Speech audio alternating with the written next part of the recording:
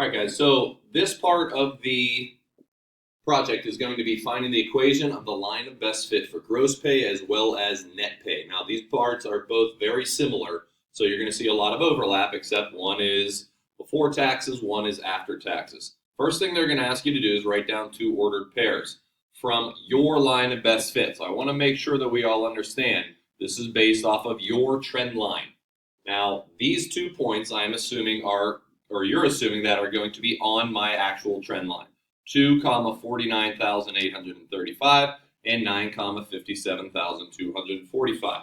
Now remember, those points might be actual coordinates in your chart. As long as they're also on your trend line, it does not matter. So once again, I went ahead and I labeled that as x1, y1, x2, y2.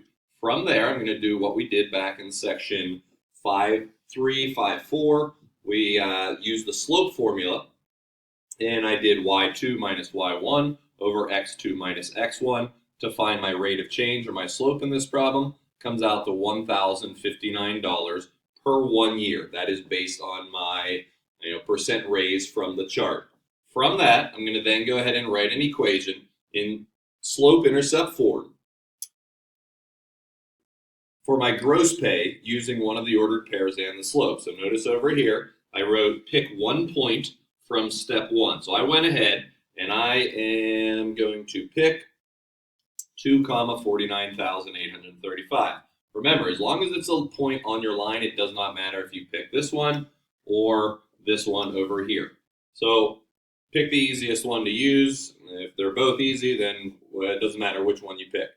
So then I establish this as y, this as m, this as x, and I am going to solve for b just like we did back in section 5.7.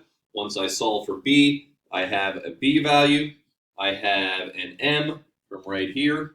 So I have my slope, I have my y-intercept. I then write my equation of my line as 1,059x plus 47,717. Once I have that equation, I then go ahead and use it to approximate for 30 years. So I'm going to simply take 30 and plug it in for x right here and multiply through, add it to 47,717, and that comes out to $79,487. Now, remember, you can't use a graph to approximate this 30 years because your graph only goes up to 10 years. So if we would follow that trend line along, we would approximate that in 30 years we would be making this value right here. Let's take a look at the net pay. Once again, very similar. However, you're going to notice that all of your values are slightly smaller. Not slightly, pretty drastically smaller because we took the 30% out for taxes. Once again, this is a point from my trend line. This is a point from my trend line. I use it to find my slope. Now notice the slope here. This is much smaller than my slope, my rate of change in the last problem, about 30% smaller actually. So that's going to be how much I actually make in raises per 1 year.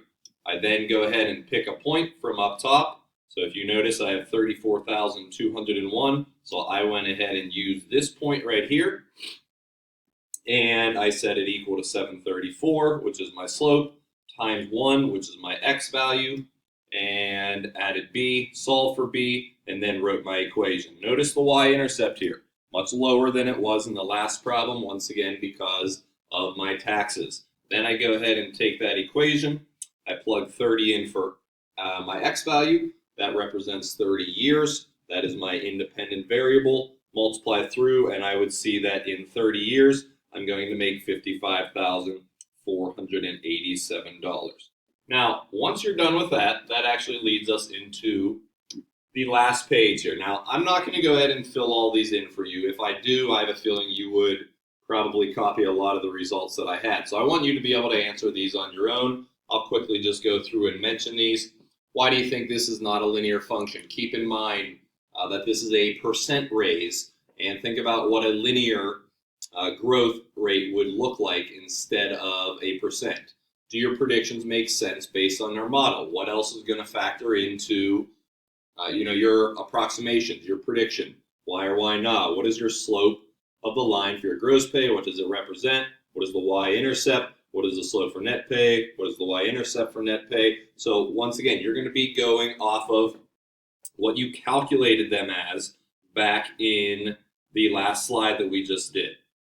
Is it accurate to say that you are going to get a 2% pay raise each year? So once again, think about things that are going on in your everyday. Are you actually going to get 2% each year?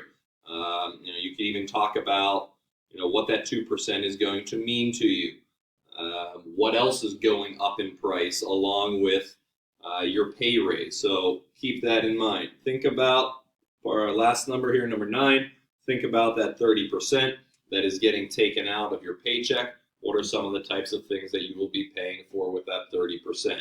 So not only what that 30% is going to here, but how is that going to affect your salary that you bring home, as well as what are you actually going to be paying more for as the years go on. So in 30 years, one of the things we want you to think about in this project is, in 30 years, what is $60,000 going to look like? In 30 years, what's the price of gas going to be per gallon?